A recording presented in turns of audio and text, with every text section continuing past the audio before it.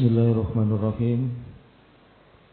Assalamualaikum warahmatullahi wabarakatuh. Alhamdulillah alladzi kataba nasra wa ta'yida li ibadihil mukhlisin. Inna lanansuru rusulana walladzina amanu fil hayatid dunya wa yawma yaqumul ashhad.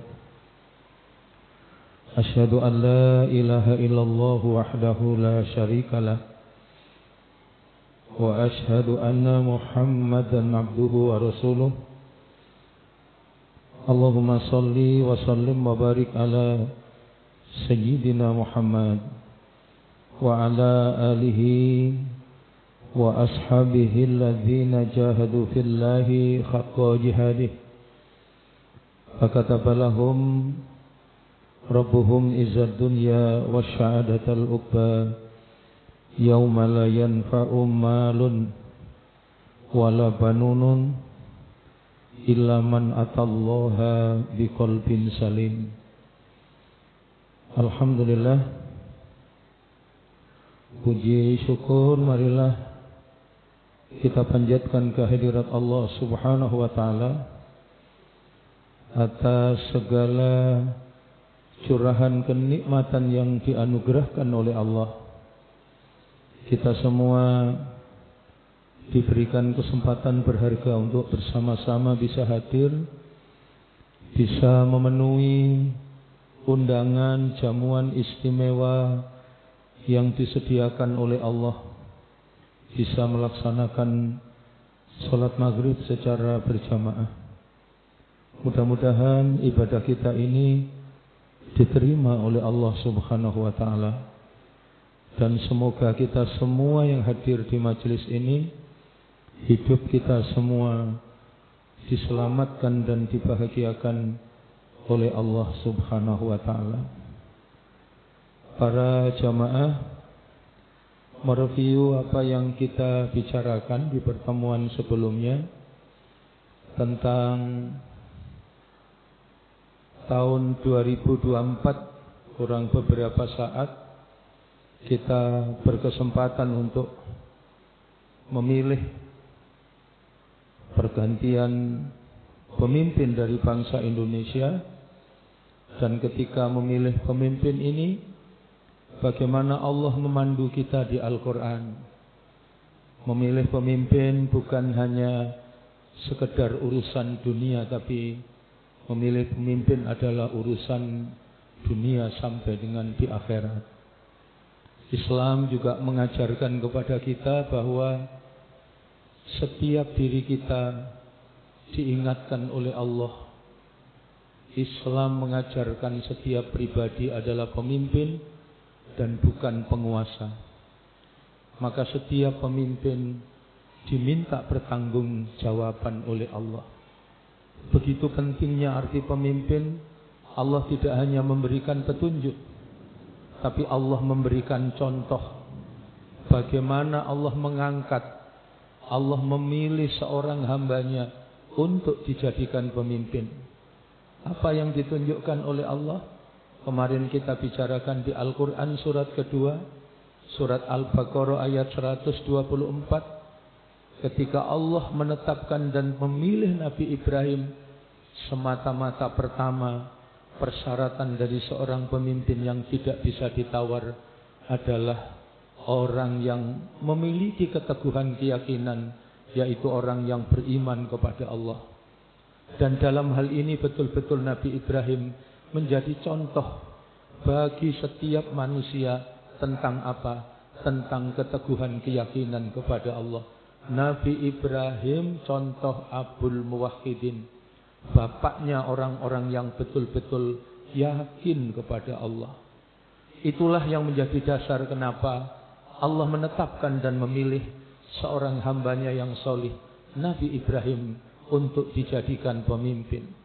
Yang kedua, para jamaah, untuk dijadikan pemimpin itu adalah orang yang hidupnya menjauhkan diri dari kehinaan dan memilih hidup dalam jalan kemuliaan, menjadi orang yang bertakwa kepada Allah. Orang yang bertakwa itu betul-betul hidupnya dilandasi dengan ketaatan, dilandasi dengan rasa syukur, dilandasi dengan dalam setiap gerak langkah kehidupannya tidak pernah lepas dari berpikir mengingat kepada Allah. Dan itu menjadi bagian penting kenapa Nabi Ibrahim dipilih dan diangkat, dimuliakan oleh Allah menjadi pemimpin. Karena Nabi Ibrahim betul-betul dalam hidup memilih jalan kemuliaan, menjadi orang yang bertakwa kepada Allah, menghindarkan dan menjauhkan dirinya dari kehinaan. Sehingga Nabi Ibrahim betul-betul menjadi contoh bagi orang yang menempuh jalan kemuliaan, hidup dengan dasar ketaatan kepada Allah Subhanahu wa ta'ala. Nabi Ibrahim adalah contoh bagi setiap manusia sebagai Khalilur Rahman. Selain pertama Abul Muwahhidin, maka yang kedua Nabi Ibrahim adalah contoh bagi hamba yang betul-betul taat kepada Allah, dekat tunduk dan patuh kepada Allah, sehingga Nabi Ibrahim menjadi Khalilur Rahman, orang yang dalam hidupnya dicintai oleh Allah. Yang ketiga, para jamaah rahimakumullah, mengapa Nabi Ibrahim dipilih dan diangkat oleh Allah menjadi pemimpin? Sebab Nabi Ibrahim sukses membawa kebaikan dan menyelamatkan bukan hanya pada zamannya, tapi pada generasi di belakangnya, kepada anak turunnya, diselamatkan dari hidup dalam kehinaan dan diantarkan hidup dalam kemuliaan, menjadi orang yang bertakwa kepada Allah. Nabi Ibrahim betul-betul sukses membawa anak dan keturunannya, generasi di belakangnya, untuk menjadi hamba-hamba Allah yang saleh, dan kemudian anak keturunannya pun sukses berhasil menjadi hamba yang saleh dan dipilih oleh Allah menjadi para nabi dan rasul. Sehingga Nabi Ibrahim betul-betul menjadi contoh bagi siapa? Orang yang sukses mengantarkan anak keturunannya hidup dalam keyakinan, ketaatan, kemuliaan, menjadi orang yang betul-betul menghamba kepada Allah, yang betul-betul taat, bersyukur dan selalu ingat kepada Allah. Sehingga Nabi Ibrahim contoh bagi siapa? Contoh Abul Anbiya wal Mursalin, bapaknya para nabi dan rasul. Para jamaah rahimakumullah, jadi apa yang harus kita lakukan? Al-Quran memberikan panduan. Jangan sampai kemudian yang kita pilih karena kita salah di dalam menentukan apa yang mendasari kita memilih untuk dijadikan pemimpin. Maka yang hadir dalam kehidupan kita adalah seorang penguasa dan bukan seorang pemimpin. Yang menarik di Al-Quran, selain surat kedua, surat Al-Baqarah ayat 124, di mana Allah memberikan contoh dan teladan kepada kita semua untuk menetapkan dan memilih pemimpin didasarkan kepada keimanan dan ketakwaan kepada Allah. Maka berikutnya Allah tunjukkan yang kemarin kita bicarakan, contoh pemimpin yang sukses di dalam menjalankan kepemimpinannya. Dan mengapa beliau-beliau itu sukses ditunjukkan oleh Allah dalam Al-Quran. Kemarin yang kita bicarakan surat ke-27, surat An-Naml, ayatnya ayat 15 sampai dengan ayat yang ke-19.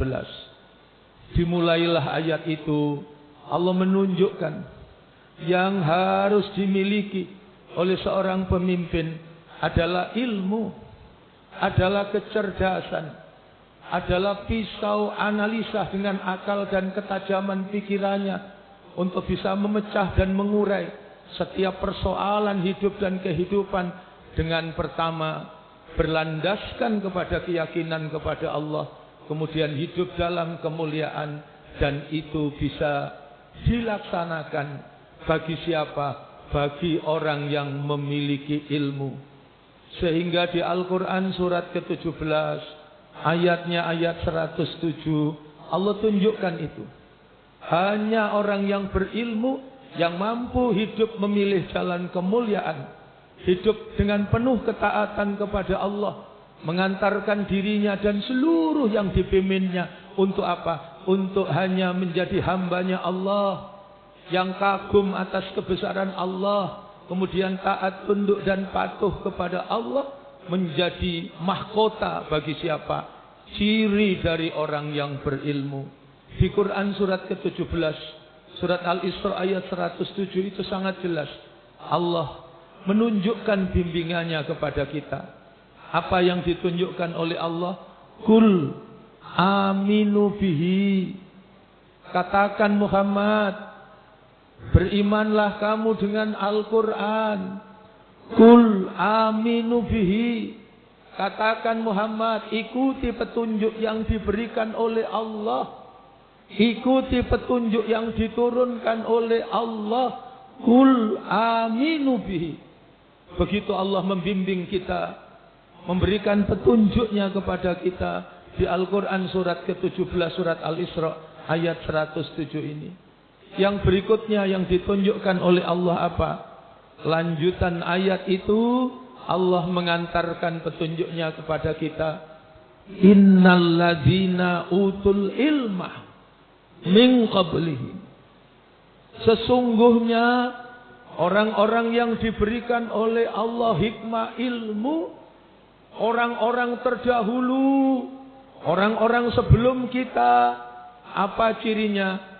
Idza yutsla alaihim, apabila kepadanya disampaikan petunjuknya Allah, apabila kepadanya disampaikan Al-Quran. Idza yutsla alaihim, apa sikapnya? Sikapnya cuman satu, yakhiruna lil adqani sujada. Mereka akan taat, mereka akan tunduk, mereka akan patuh kepada Allah Subhanahu wa ta'ala. Inilah para jamaah sekalian, gambaran kesuksesan seorang pemimpin ketika dia memiliki kecerdasan, ketika dia berlandaskan kepada ilmu di dalam menata kelola, mengatur apa yang diamanahkan oleh Allah kepadanya, kekuasaan yang luas yang diberikan oleh Allah. Dia tidak memecahkan dan menyelesaikan persoalan dengan pendekatan kekuasaan, tapi dengan kepemimpinan yang dibimbing oleh Allah dengan ilmunya, maka dia akan mengantarkan masyarakatnya menjadi masyarakat yang baik, masyarakat yang marhamah, masyarakat yang penuh rahmah, masyarakat yang berkeadilan dalam ridho dari Allah Subhanahu wa ta'ala.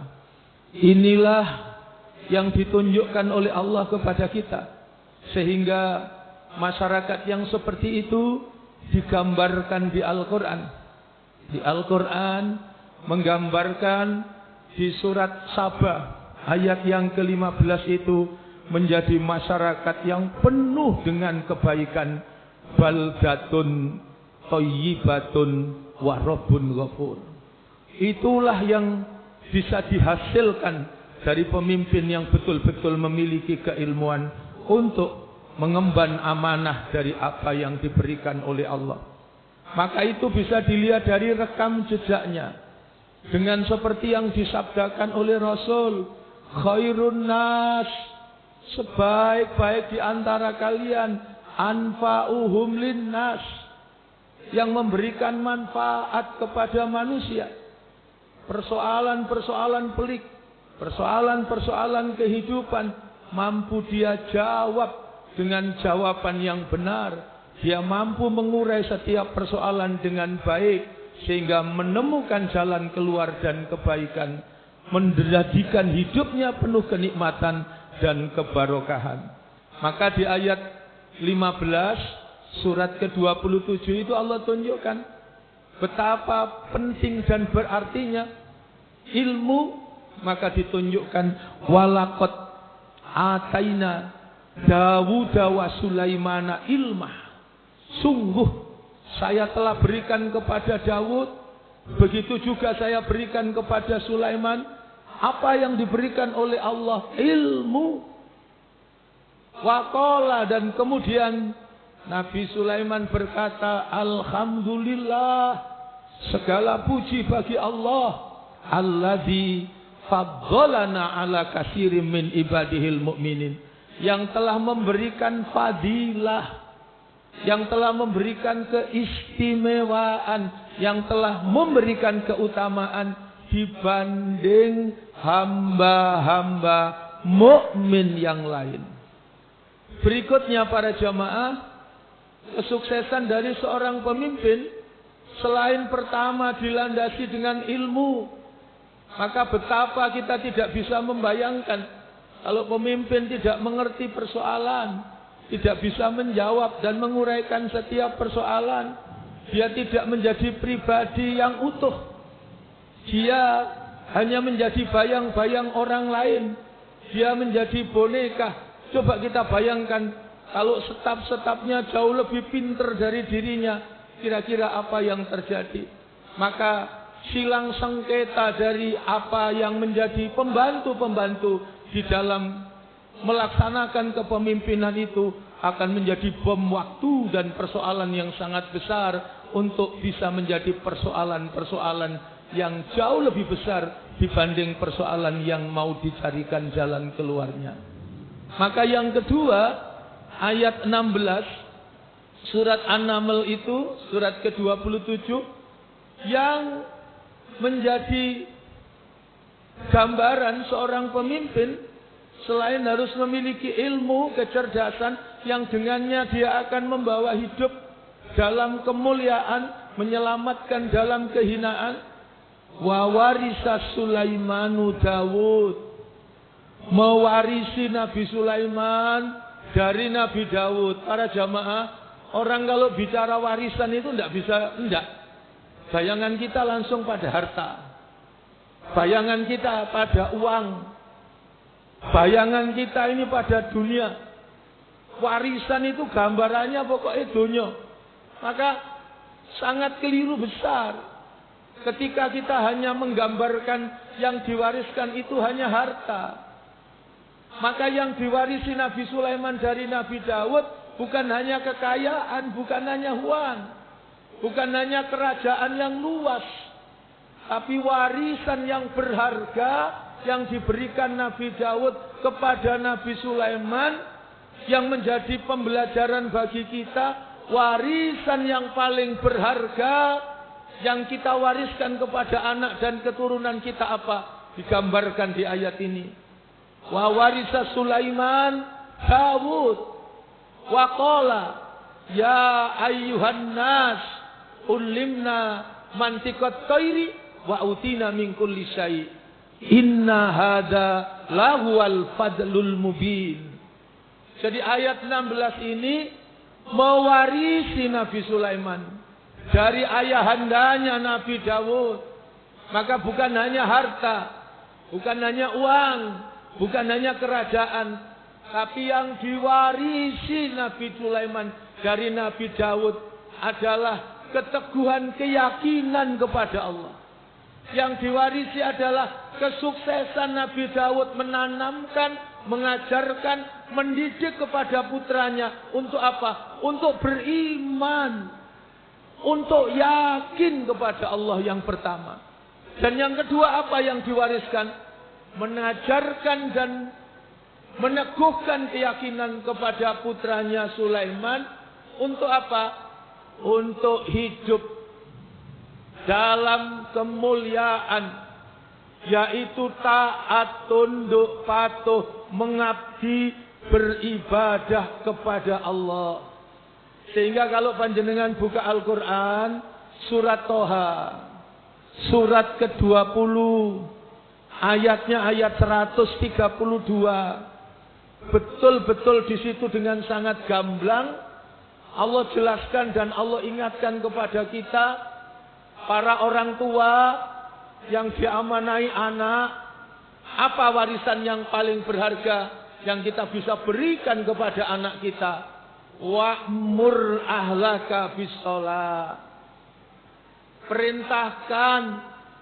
Makna perintah itu tidak hanya sekedar memerintah, tapi didik, ajarkan, tanamkan, biasakan, kontrol, cek. Apa yang dicek? Kepada anak-anak kita, wa'mur ahlaka bis-shalah. Wariskan, apa yang diwariskan kepada anak-anak kita? Tentang ibadah kepada Allah. Tentang rukuk dan sujud kepada Allah. Tentang sholat.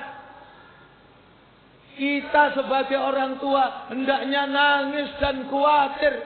Kekhawatiran kita bukan yang lain-lain, tapi kekhawatiran kita, apakah anak dan keturunan kita ketika kita tinggalkan, dia juga mengenal Allah. Dia juga memiliki keyakinan yang mantap kepada Allah. Kemudian dia hidup mengabdi, beribadah kepada Allah. Dan para jamaah, sebagai pembanding, Nabi menjelang wafat, ketika sang malaikat maut mau melaksanakan tugas, ditemani oleh malaikat Jibril, datang di tempat peraduan Nabi yang sedang kondisi sakit demam sebelum Rasulullah wafat. Maka kemudian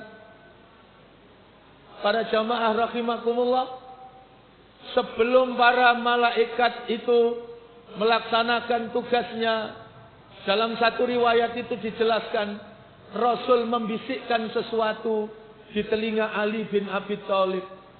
Dan apa yang diwasiatkan? Ternyata yang dikhawatirkan Rasul bukan tentang anak-anaknya, bukan ditakutkan anak-anaknya tidak bisa makan, anak-anaknya tidak bisa hidup dengan baik di dunia, tapi yang dikhawatirkan kalimat pertama yang disampaikan Rasul, yang diterima dengan pelan oleh Ali bin Abi Thalib, wasiatnya, usikum bis-shalah, usikum bis-shalah, usikum bis-shalah, wa ma malakat aimanukum. Tegakkan sholat, tegakkan sholat, dirikan sholat, dirikan sholat. Yang dikhawatirkan Rasulullah dari kita semua umatnya adalah bagaimana rukuk dan sujud, bagaimana sholat dari kita semua umatnya. Maka Rasul berwasiat diulang 3 kali. Usikum bis-shalah, usikum bis-shalah, usikum bis-shalah. Yang kedua apa? Wama malakat aimanukum. Dan bantu orang-orang yang lemah di antara kalian. Coba maknanya dalam. Mengambil bagian.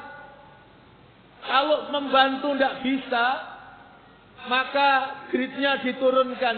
Kalau membantu saja tidak bisa, maka jangan menyakiti. Maka jika membantu tidak bisa, maka berbuatlah yang adil. Kalau membantu tidak bisa, jangan menyakiti, jangan melakukan kezaliman. Itulah yang diingatkan. Maka warisan yang paling berharga yang diberikan oleh siapa tadi? Nabi Daud kepada anaknya Nabi Sulaiman. Tidak dihitung harta, kekayaan semua. Tapi warisan yang paling berharga adalah apa? Yaitu menanamkan, mendidik dan mengajarkan anaknya teguh keyakinan kepada Allah. Hidup dalam ketaatan untuk rukuk dan sujud. Mengabdi, beribadah kepada Allah.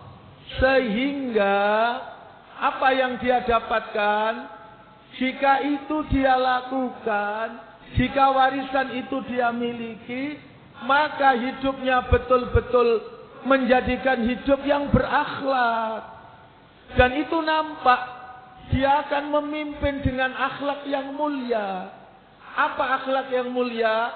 Maka kriteria yang ditunjukkan di ayat ini dijelaskan oleh Nabi Sulaiman. Apa bentuknya? Ya ayyuhan nas. Ayat 16. Wahai manusia.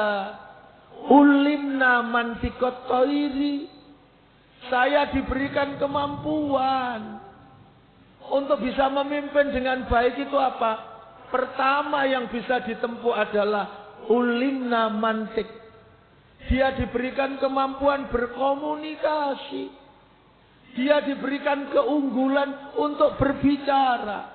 Sebab menguraikan persoalan tidak mungkin bisa lepas dari apa? Dari komunikasi. Komunikasi yang baik akan menghindarkan dari kesalahpahaman. Komunikasi yang baik akan menyelamatkan dari fitnah. Komunikasi yang baik akan menyelamatkan dari berita palsu, dari hoak. Komunikasi yang baik itu bagaimana? Maka dijelaskan di Al-Quran, ulimna mantikot toiri, setidak-tidaknya ada 6 cara berkomunikasi yang ideal. Cara berkomunikasi menjadi ciri seorang pemimpin yang cerdas, yang bisa menyalurkan, bisa menyampaikan ide-ide, bisa menjelaskan, bisa menangkal, bisa menyanggah segala argumen yang tidak bisa diterima oleh akal untuk dijelaskan ke sesuatu yang masuk akal. Atau mungkin ada persoalan-persoalan yang memang belum terjangkau oleh akal. Berkomunikasi yang baik, apakah itu menyangkut hal-hal yang rasional? Apakah itu menyangkut hal-hal yang tidak masuk akal, irasional? Tapi hidup itu kan tidak hanya 2.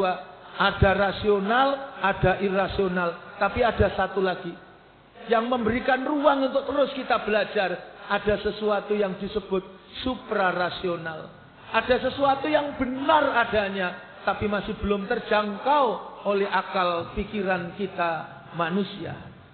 Maka kalimat ulimna mantikot toiri, saya diberikan kemampuan untuk berbicara, untuk berkomunikasi dengan bahasa burung. Itu bukan hanya ngomong dengan burung, tapi bahasa burung itu tersirat makna, bisa berkomunikasi dengan segala level, segala keadaan, dan segala golongan. Kapan harus berbicara dengan rakyat kecil yang menenangkan, yang menenteramkan, yang merangkul, mendekap penuh kehangatan, jauh dari intimidasi, jauh dari tekanan, rakyatnya tidak tertekan. Jauh dari apa? Jauh dari segala bentuk yang betul-betul membelenggu, menakutkan dan mengerikan bagi masyarakat bawah yang lemah dan tidak berdaya. Tapi dia merasa terayomi, merasa terlindungi. Dia merasa mendapatkan aliran kebaikan dari pemimpin yang memimpin, yang diserahkan sebagiannya untuk dia bisa memimpin kehidupannya. Inilah para jamaah ulimna mantikot toiri.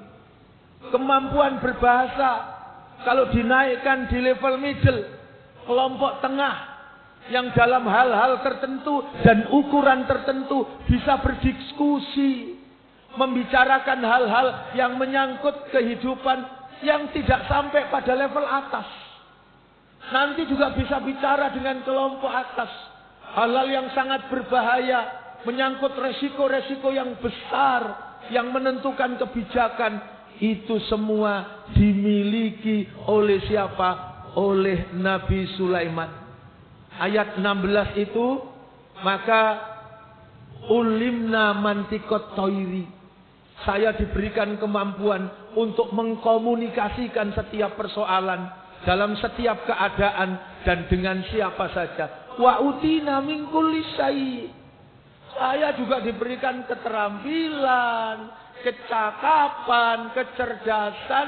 Saya bisa segala sesuatu yang diberikan oleh Allah dan tidak diberikan kepada hambanya yang lain.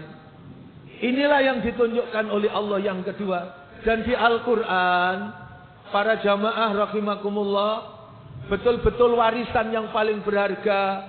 Bukan tidak penting harta, bukan tidak penting dunia, Tapi sungguh warisan yang paling berharga kepada anak-anak kita, satu, yaitu memilihkan kepada anak-anak kita, mewariskan apa? Hidup dalam kemuliaan, menjadi orang yang bertakwa kepada Allah. Dan yang kedua, apa warisan yang paling mahal? Warisan yang paling mahal adalah kejujuran. Warisan yang paling mahal adalah apa? Perkataan yang benar. Bukan kebohongan, bukan dusta, bukan penipuan. Tapi warisan yang paling berharga adalah, yaitu pemimpin itu mengantarkan dan memilihkan kita hidup dalam kemuliaan. Dan menyelamatkan hidup kita, hidup dalam kehinaan. Maka seindah-indahnya komunikasi itu adalah berkata yang benar.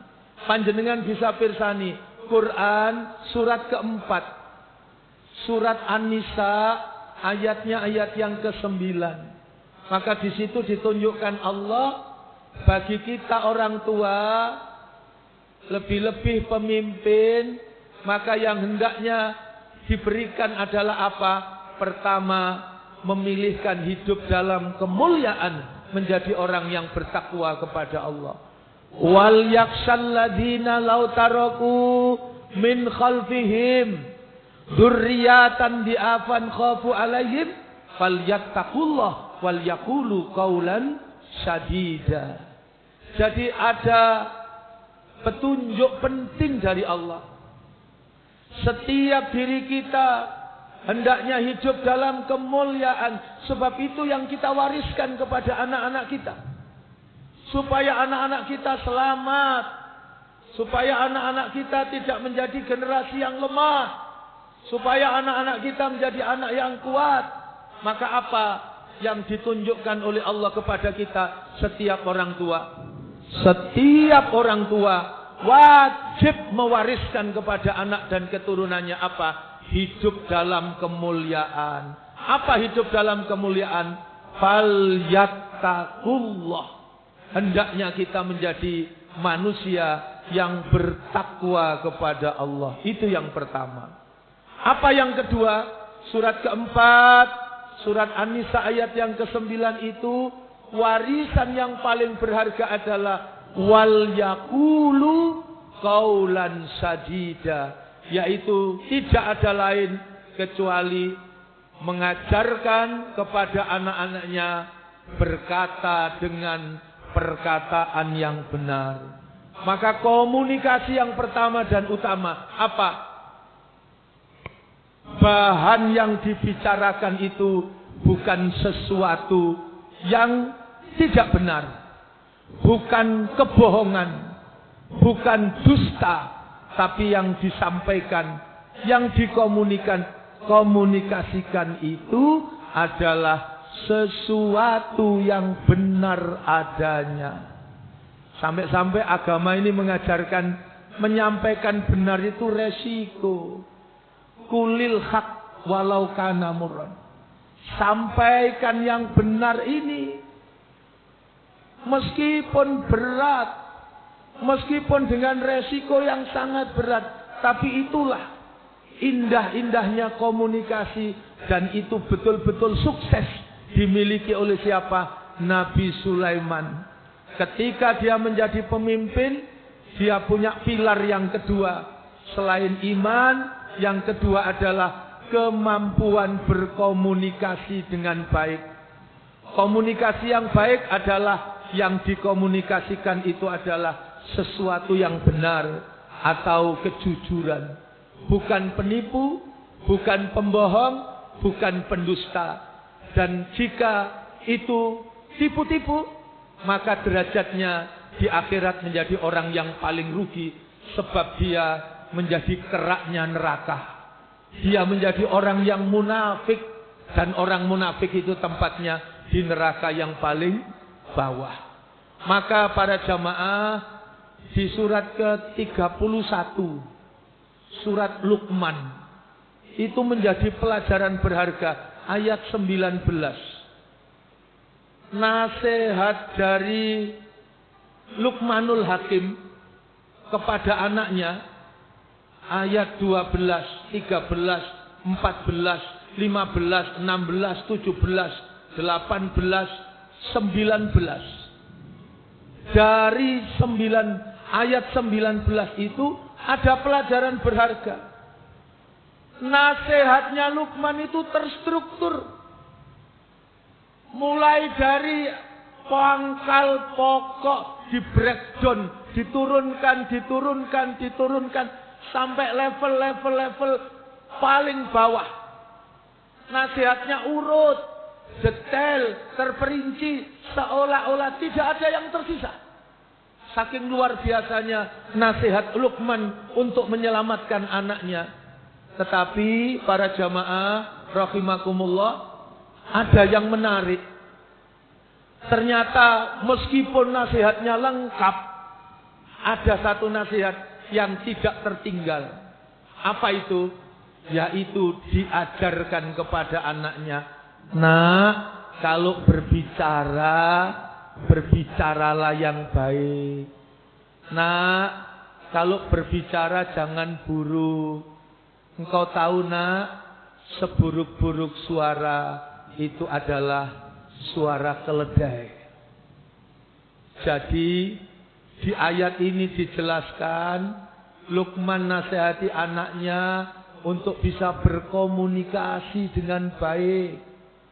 Dan sebaik-baik komunikasi itu adalah membicarakan dan menyampaikan sesuatu yang benar. Kenapa di ayat ini Allah memberi contoh seburuk-buruk suara adalah suara keledai. Dan di ayat yang lain, sebodoh-bodohnya manusia adalah seperti keledai. Bani Israel itu disebutkan seperti keledai yang memikul kitab. Seburuk-buruknya suara keledai. Karena apa?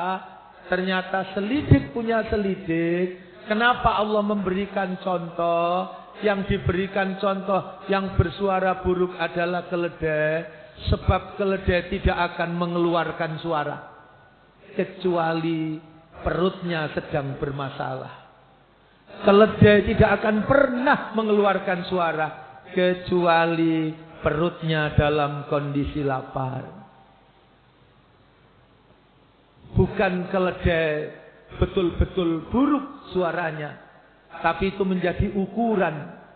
Jika manusia dia hanya bersuara, ketika bersuara itu karena ada sangkut pautnya dengan kepentingannya. Karena kalau hanya sangkut pautnya dengan hawa nafsunya. Suara keledai, suara perut. Suara perut mencerminkan contoh suara hawa nafsu. Dia bersuara ketika perutnya lapar. Dia bersuara semata-mata karena urusan perutnya yang harus diisi. Bukan suara yang sewaktu-waktu dia bisa bersuara. Meskipun perutnya tidak lapar. Karena suaranya adalah diperlukan. Suara itu adalah suara kebenaran. Suara yang dibimbing oleh petunjuk dari Allah. Maka meskipun itu tidak ada sangkut pautnya dengan perutnya, maka dia tetap menyuarakan kebenaran. Seindah-indahnya dan sebaik-baik perkataan, suara, kemampuan berbicara, berkomunikasi. Komunikasi yang pertama adalah mengkomunikasikan sesuatu yang benar adanya. Itulah yang ditunjukkan dari kepemimpinan Nabi Sulaiman, dari apa yang diwariskan oleh ayahnya Nabi Daud. Berikutnya yang diberikan contoh, kenapa begitu penting suara? Jangan hanya bersuara ketika itu menyangkut diri kita. Sampai-sampai Ali bin Abi Thalib itu memberikan nasihat dan peringatan kepada kita bahwa urusannya, sangkut pautnya itu sampai kepada iman. Kata Ali bin Abi Thalib, fatina likulli musibatin fi mali. Ada orang itu merasa kena musibah. Ada orang itu bisa metenteng Oh, apa ini mengkeret, greget. Fatina likulli musibatin fi mali.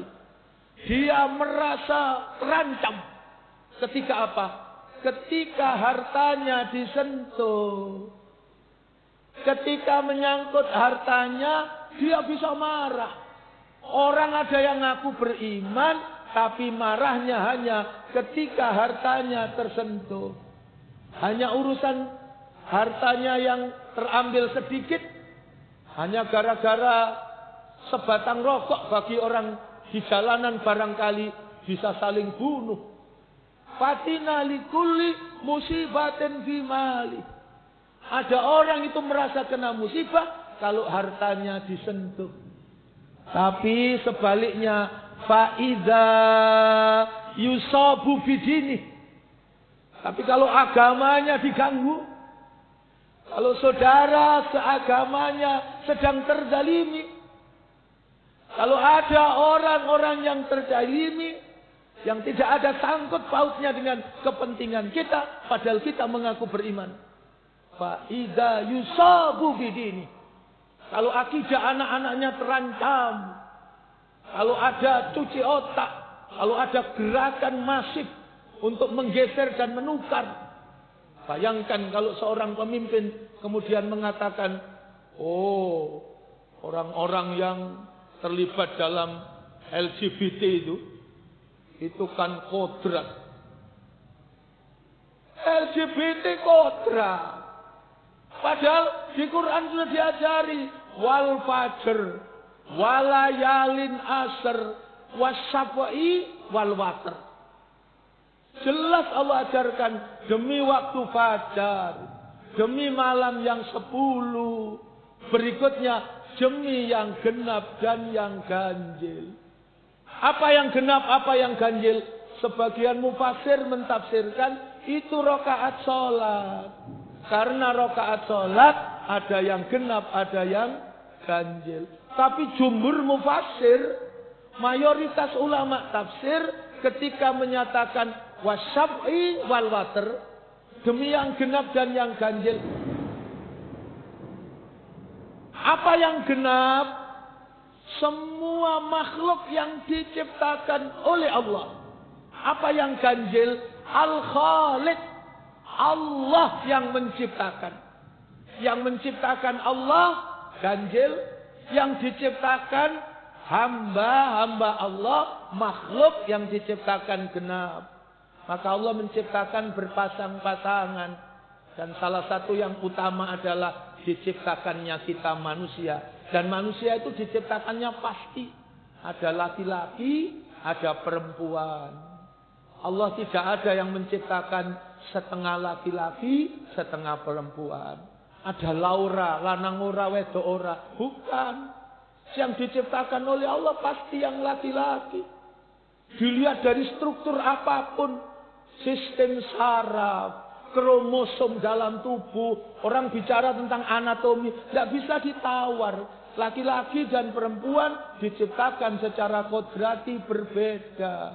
Jadi jangan ada pikiran yang nyasar, terus kemudian menyatakan kita harus berikan hak yang sama, kita harus perjuangkan kelompok LGBT karena itu kodrat. Allahu Rabbi, sangat jauh dari apa yang dibimbingkan oleh Allah di Al-Quran. Kalau laki-laki, pasti laki-laki. Kalau perempuan, pasti perempuan. Jangankan kita manusia. Wong sak edan-edannya, sak gendeng-gendengnya, sak bodoh-bodohnya kambing laki-laki, tentu dia tidak akan pernah jatuh cinta kepada kambing laki-laki. Sak bodoh-bodohnya bebek betina tidak akan pernah jatuh cinta kepada bebek betina. Sudah diciptakan oleh Allah wasyafa'i wal watr. Demikianlah yang Allah tunjukkan kepada kita. Maka berkata yang benar, dan perkataan yang benar itu bersumber dari kebenaran yang diberikan oleh Allah. Seindah-indahnya komunikasi adalah berbicara yang benar. Jangan bohong, jangan dusta, jangan menipu. Itu berbahaya bagi anak keturunan kita. Para jamaah rahimakumullah, itu yang ditunjukkan oleh Allah di Al-Quran. Pertama, Nabi Sulaiman sukses dalam apa? Berkomunikasi. Komunikasi yang pertama dan utama tadi apa, Pak? Mewariskan kepada anak keturunan kita yang namanya apa? Qaulan sadida. Berkata dengan perkataan yang benar. Berikutnya apa? Ada qaulan ma'rufa. Ada qaulan karima. Ada perkataan yang mulia. Selain perkataan yang benar, ada perkataan yang luhur, perkataan yang mulia. Ada lagi selain qaulan ma'rifa, ada qaulan karima, ada qaulan layyina. Perkataan yang lemah lembut. Ada lagi qaulan baligha. Di Quran disebutkan satu-satu. Ada kata-kata yang lembut.